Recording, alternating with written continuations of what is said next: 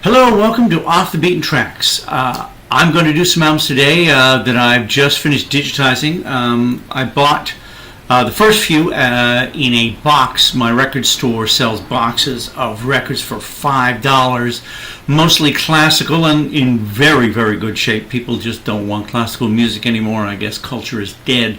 But they also do throw in some other albums they don't think would probably even fetch, a buck in the bins.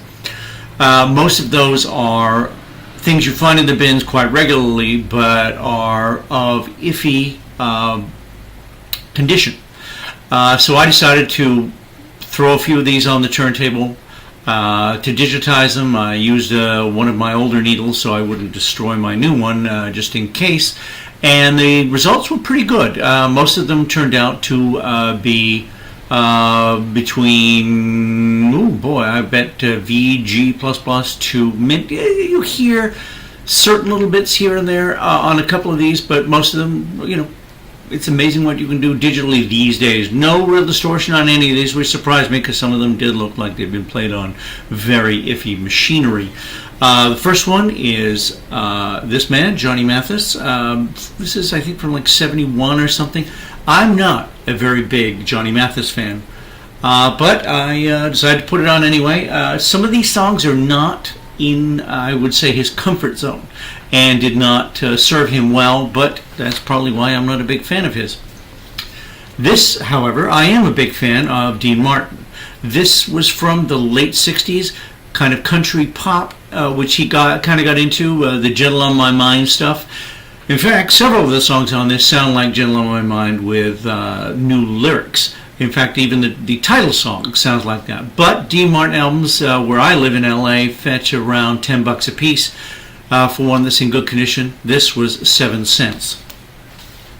Next, Al Hirt. This sounds very good on the computer now that I put it on there. Horn of Plenty. I like Al. This is great background music if you're washing the dishes or flossing your teeth or whatever that thing is that you'd like to have a little music in the background. This would not be a bad choice. I like this. The cover's in great shape. 7 cents. Okay, this is Bill Snyder and his orchestra and choral. That means there are a few voices in this here and there. Music for a Moonlight Rendezvous. This would not be the music that I would pick if I were pitching woo. But this was 1965. Perhaps men and women were different back then, or at least their taste in pitching woo music was.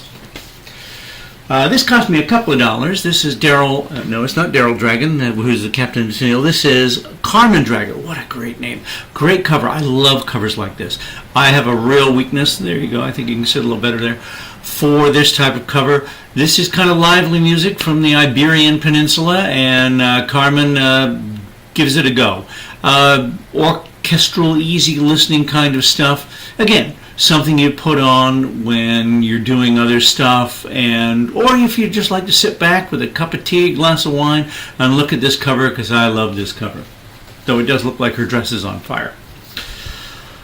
On to more expensive records now. This is Sarah, I'm going to read this again, Kernachan, or Kernachan, who knows. I should have looked it up, but I didn't. She put out 2 albums in the early 60s and then went into writing novels and screenplays. And this is not the average pop album that you'd expect, especially with an album title like Beat Around the Bush. You'd think it was even probably kind of disco-y or something with very suggestive lyrics. Not that this doesn't have suggestive lyrics, but far more sophisticated lyrics, as you would expect possibly from a novelist and a screenwriter. And it's a quirky album with quirky songs, but it is quite enjoyable. Like that one. Next, Uncorkey. Dino, Desi, and Billy. They do mediocre harmonies on pop songs, some of them mediocre. They do cover the Beatles, kind of a tepid Beatles cover, and they do kind of a tepid Kinks cover, which is enjoyable. They do Black is Black on here as well. It's same kind of tepid kind of stuff. Interestingly enough, there's a mistake on this album. It's mono. The last song is She's So Out, She's In, which I quite liked. But on the back it says the last song is If You're Thinking What I'm Thinking. Well, I'm thinking that you put the wrong song on this. Perhaps it's rare. Perhaps it's really, really valuable. If I bought it, I doubt it.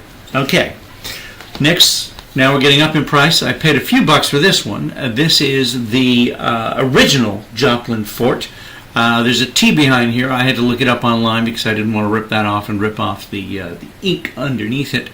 Ain't Misbehavin'. This was a folk bluegrass with a lot of banjo. You can see him right here. This is, his name is Dennis Coates. He writes some originals. There are some covers. Speaking of Gentle on My Mind earlier, he covers Gentle on My Mind and Ain't Misbehavin', surprisingly enough, and does some originals and some instrumentals, which are quite nice. A lot of quick pick and banjo on this, and quite an enjoyable album. I liked it. Last but not least is Jake Holmes. Now, this is an okay album, probably 6 out of 10. It's got a couple of really good songs on it, some filler. This is Jake's 5th album, I believe. And his main claim to fame, possibly, is that he wrote Dazed and Confused.